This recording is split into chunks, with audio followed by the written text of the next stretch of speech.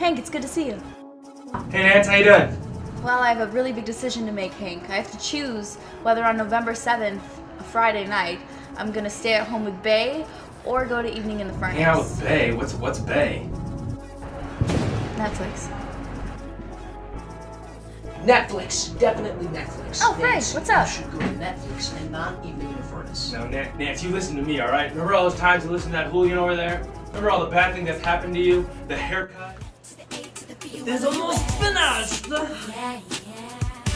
She is finished. And then there was the basketball situation. You should try, Nancy. You should try for the basketball team. You'd be really great. And don't you forget your algebra test from 2011. Nancy, don't study for the test. Be young, be wild, be free. YOLO.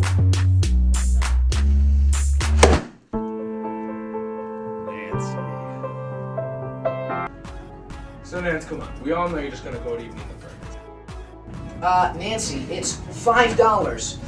And you know that you don't make that type of money where you work at your mini golf job.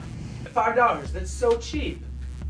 $5, it's Friday, November 7th, 7 p.m. You don't want to go out Friday on night. Friday. Your Friday nights are always free. That's hurtful, Hank. Sorry, I'm just trying to be supportive. Don't listen to him. He's been wearing the same white outfit 10 years in a row.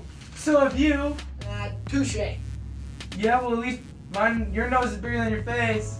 Hey, your shoe size is bigger than your brain size. Oh yeah, well at least I have 2 different eyebrows. I'm sensitive about my eyebrows, okay? Guys! Hank, Frank, you are dismissed.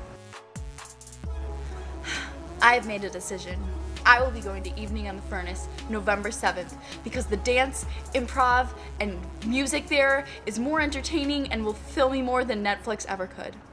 I'm sorry, Bay. Goodbye. No flex, zone. No flex,